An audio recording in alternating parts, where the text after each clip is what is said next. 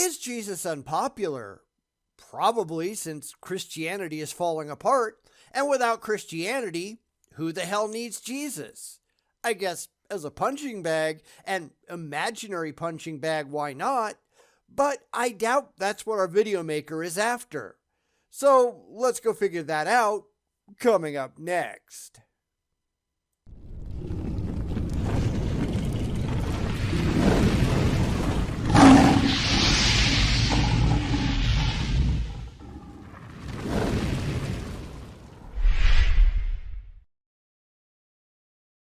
We're going to look at a video by Paul Turner called 4 Reasons the Real Jesus is So Unpopular.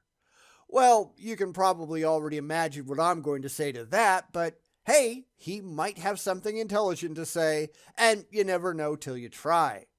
Although that doesn't tend to turn out so well for the religious, and we've tried a lot and been disappointed every single time, but I'm willing to give it a go if you are. So I guess I'll see you on the other side. Jesus has been a pop culture icon since the musical Jesus Christ Superstar opened on Broadway October 12th, 1971. Please tell me this is not what you're going to be doing for the entire video, because I'm going to be very disappointed if this is your whole shtick. Because I can say the same thing. Mormonism has been a pop culture icon ever since the Book of Mormon opened on March 24th, 2011. Or, looking behind him, Star Wars has been a cultural icon ever since it first showed on May 25th, 1977. Yeah? So? And do I have that original comic? Yes. Yes, I do. Because none of that is actually real. I mean, there are real musicals and real movies, but what they portray, that isn't real. Not necessarily, anyhow. So what does that even mean? Please get to something intelligent. If I wanted to watch fanboys masturbating, there are tons of channels out there just for that. And that's not what I'm here for. And is recently popular again because of the 2024 movie Deadpool & Wolverine, where Deadpool refers to himself as Marvel Jesus. Which he kind of is, I guess, since that movie was the most popular, best-selling Marvel movie in, well, a very long time. Harry Potter has been incredibly popular ever since it was first published on June 26, 1997. Okay, I'll stop doing that if he will. I'm just pointing out just how pointless any of this is. In the context that we're trying to cover here, at least I hope, it doesn't matter when something became popular, or even why it is popular. It matters if it is factually true. And that's all I'm ever trying to get at. Something the religious never seem to care that much about, right? There are things, such as those that I've mentioned, which became a cultural touchstone for a generation or two, but they're all still fiction, aren't they? If you want to impress anyone with your Jesus talk, you need to prove that he's more than just fiction, and you can't do that with fifis and faith. I have no idea if he's even going to try to make an attempt. Probably not, since most of them don't. But it would sure be nice to see them try, wouldn't it? And although Jesus is a pop culture icon, that doesn't mean that the real Jesus is actually popular. In fact, I would make the case that Jesus is as unpopular with sinners, but is especially unpopular with religious people. You can't even prove that there was a real Jesus. This is the point that I keep trying to make, and people keep trying to avoid it. Just for shits and giggles, I went and looked, and apparently there are about 23 people in the UK right now, but they're there, and they're all named Harry Potter. And there are supposedly 115 of them in the US, although I think that sounds pretty low to me, not that that really matters. However, just because you can point to these people named Harry Potter, that doesn't mean you can assume that any of them can do magic or went to Hogwarts. And there's a whole lot more evidence for real Harry Potters than there is for any real Jesus. Although, if you remember, I used to have a gardener named Jesus, and that's about as close as you're going to get. Now, I'm sure he's going to have all kinds of reasons for, if his video title is right, for why people don't like Jesus or don't want to do what Jesus supposedly said to do and all that. But what about the fact that nobody can even prove that Jesus was real in the first place? It doesn't matter if you really like the idea. You need evidence, and nobody at all, nobody on the entire planet has any evidence that there ever was a real Jesus who did the things that it says he did in the Bible. Why not is not a good reason to believe that it actually happened or is true. You actually need to be able to back it up. And it's really too bad that nobody can. I think people think Jesus is all about love, forgiveness, being countercultural, feeding the poor, heals the sick, and all of that is true. If you're only talking about a character in a book, sure, why not? Jesus is whatever the people who wrote the tall tales down said that he was, because so far as we can tell, it's all made up. I don't know why that would impress anyone, although there are people out there who pattern their entire lives after the exploits of made-up fictional figures. And yes, that is as pathetic as it sounds, but why should we believe that any of this is actually true? Remember, for some of this, I'm coming at this as a fan, but never as a fanatic, and far too many people cross that line. A lot of them just go sprinting past it, and that's kind of ridiculous, right? But when it comes to claims that any of this stuff is factually correct, you need demonstrable evidence, and sadly, these people just don't have any. And Jesus just sort of wanders around quoting some pretty cool philosophical one-liners that we should live by. I don't think so. I guess it depends on what you're talking about specifically, but he said some pretty stupid shit too, like take no care for tomorrow in the Sermon on the Mount. Or stuff like Mark 16:18.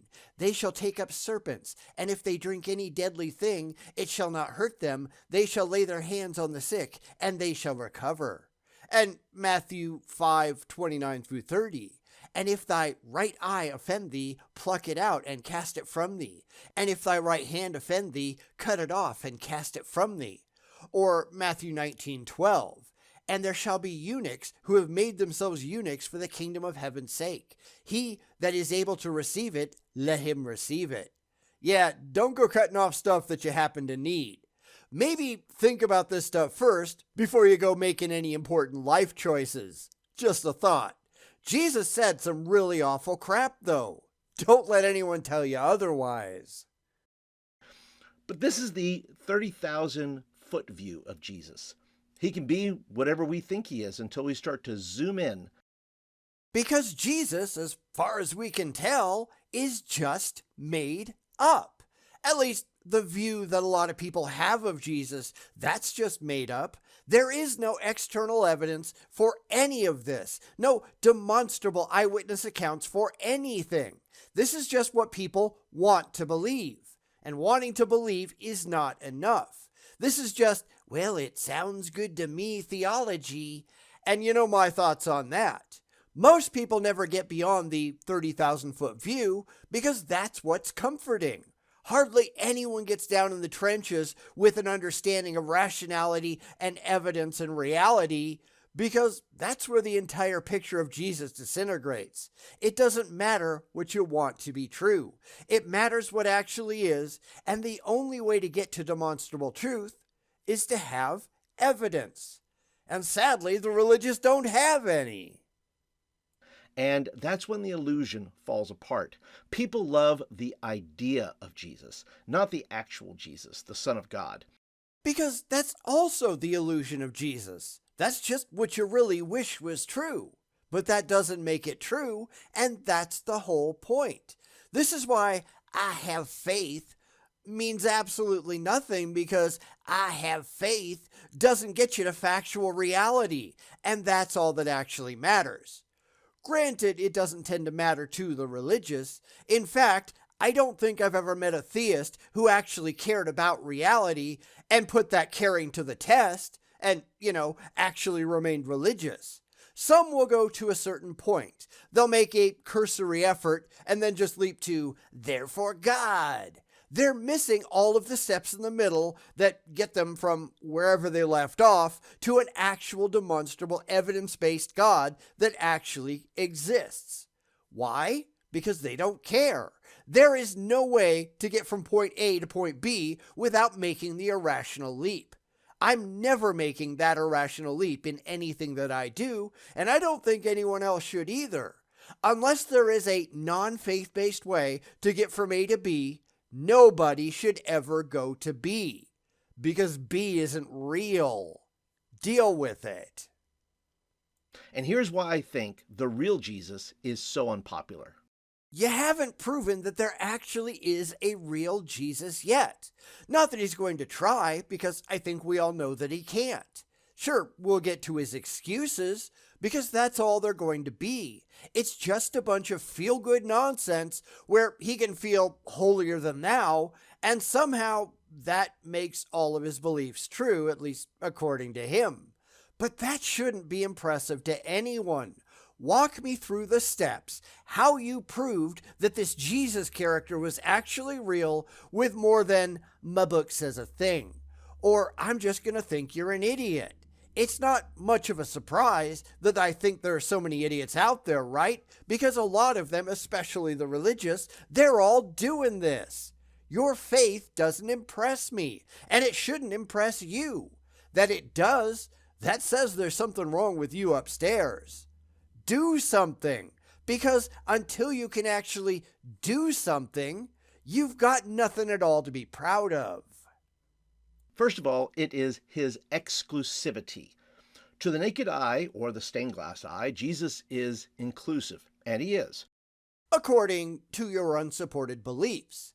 Now, we can talk about Jesus as a character, since Paul here isn't going to try to address him as a real individual based on evidence, so let's just take a big step back and do exactly that. Jesus really wasn't inclusive. Sure, he hung out with hookers and tax collectors, but not because he thought that they were good people. He actually thought that everyone was just as fucked up as they were.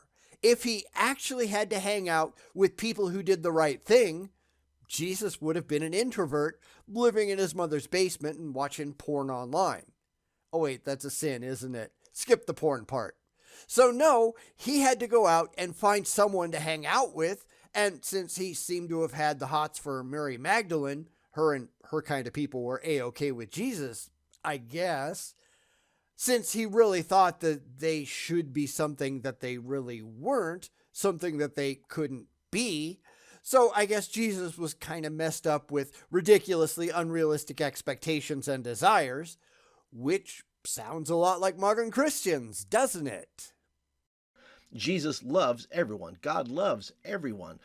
Sure doesn't show it though, does he? Because if you love everyone, you don't go out and mass murder them for funsies. You don't order your followers to commit genocide for shits and giggles. You don't send the overwhelming majority of humanity to fry for all eternity because they don't do what you say, especially since you have made it absolutely impossible for them to comply. This is not what love looks like. This is a control fetish. This is nothing to be proud of. How the religious justify this, I have no idea. I'm trying to remember how I did it way back in the day, and I honestly can't. Probably I just didn't think about it much, which seems to be how the majority of Christians I run into operate today.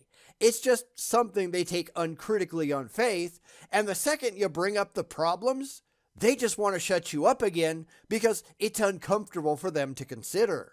Maybe they ought to be more uncomfortable because maybe then they wouldn't believe all this stupid shit. And wouldn't that be nice? But not everyone is going to make it to heaven. Why? Well, because Jesus said, "Not everyone who says to me, 'Lord, Lord,' will enter the kingdom of heaven."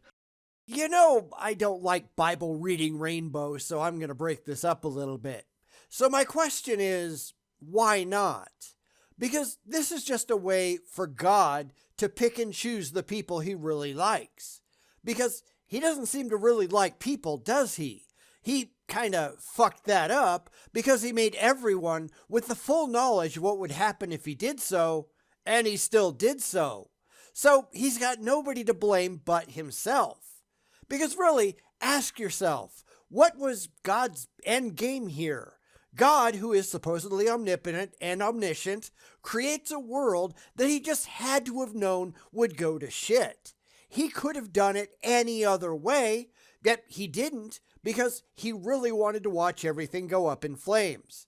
There is no other way to see it. Your God is a sadist. He created unrealistic rules that he knew that his people couldn't follow, not wouldn't, couldn't, yet he did it anyway, didn't he?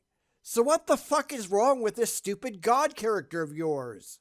You tell me.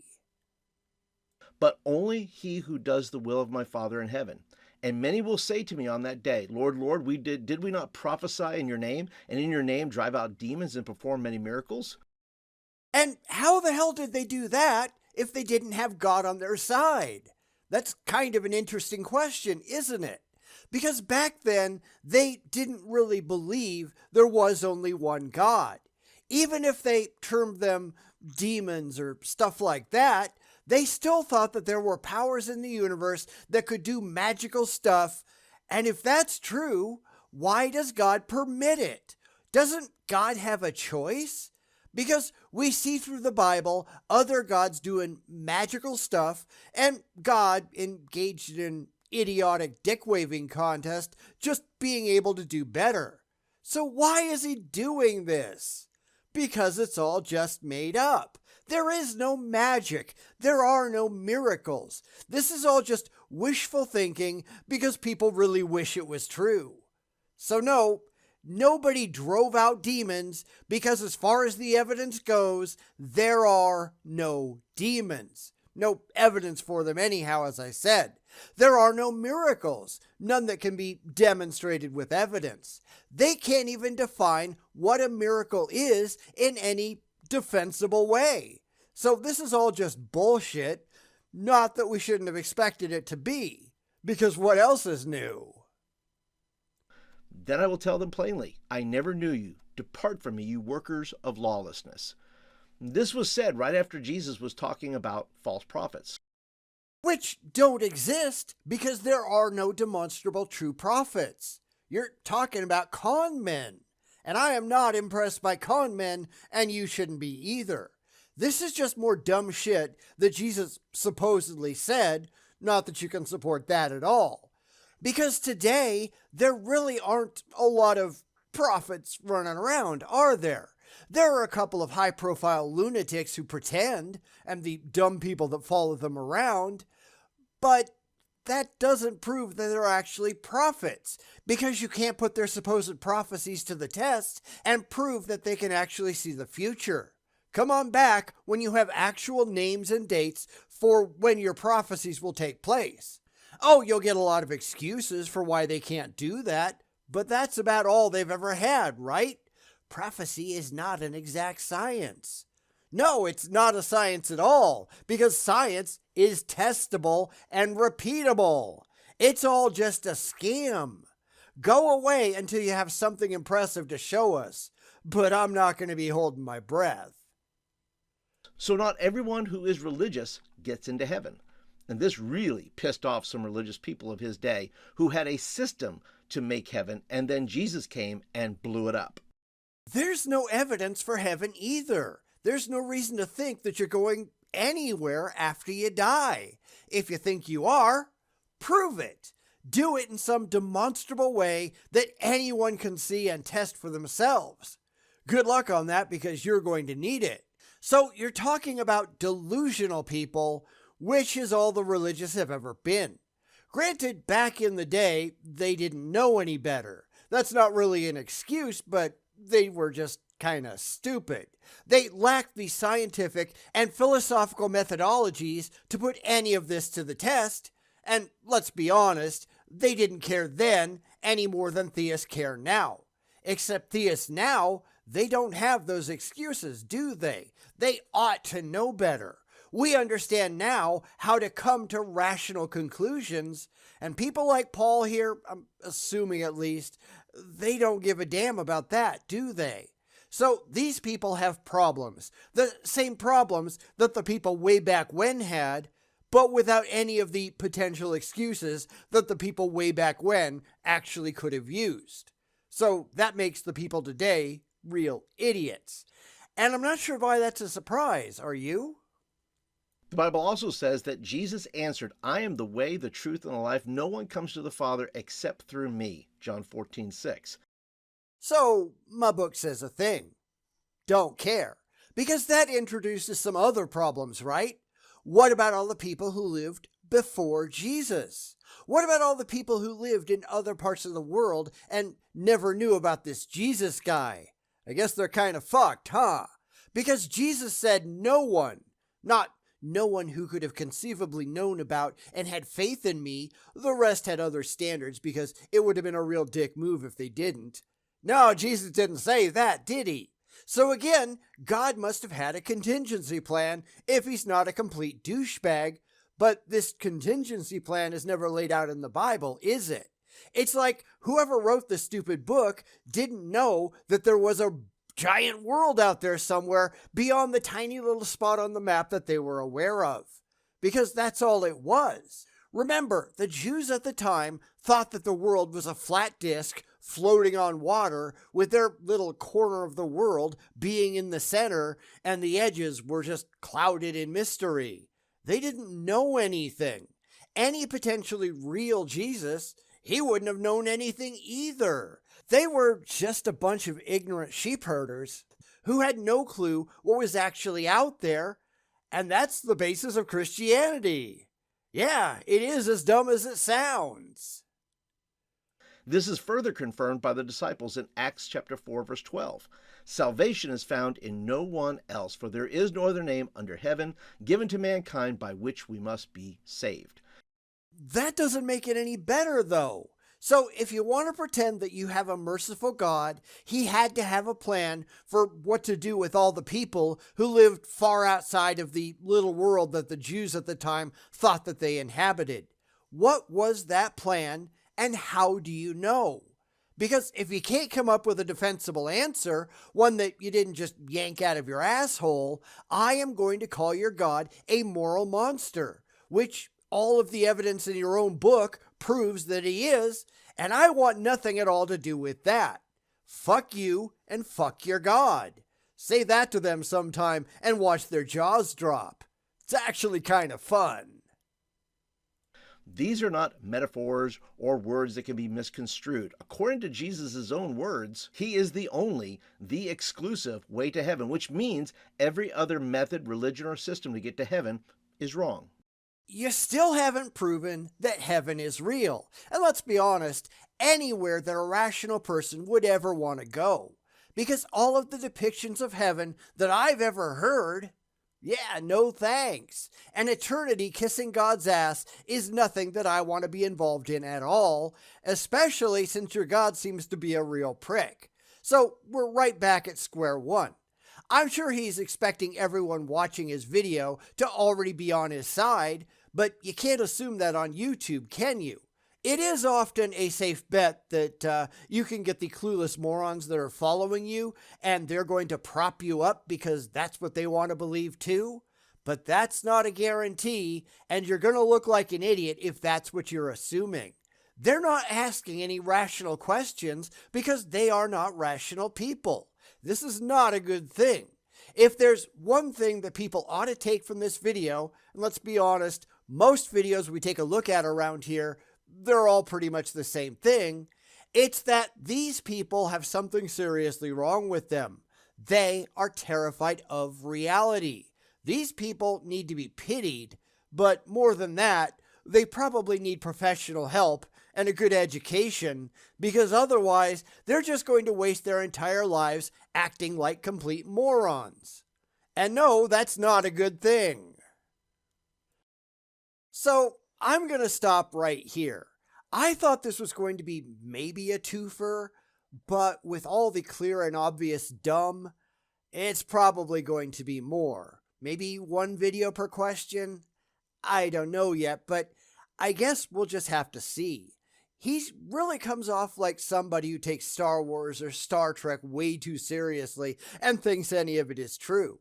He's only concerned with official canon, and that's kind of a problem. He's not aware that all the things that he believes are completely unjustified and probably not true, although he doesn't care about that because it provides him some emotional comfort, and that's all he's looking for at the end of the day. That's dumb. That really is. So we'll pick this up with his second reason next time and see where that goes. If I can get through more than one per video, I will, because I don't like these things going on and on and on. But like I said, I didn't figure this was going to be this way. Life is like a box of chocolates, right? Really terrible, rotten, awful chocolates that taste like crap, and you want to get through them as fast as you can without throwing up. I think that's what Forrest Gump said anyway, right? So let me know what you think of his first point, and we'll pick this up again next week. Hopefully his next reason will be more rational, but I wouldn't be holding my breath. If you did, you'd turn blue and explode, and where's the fun in that?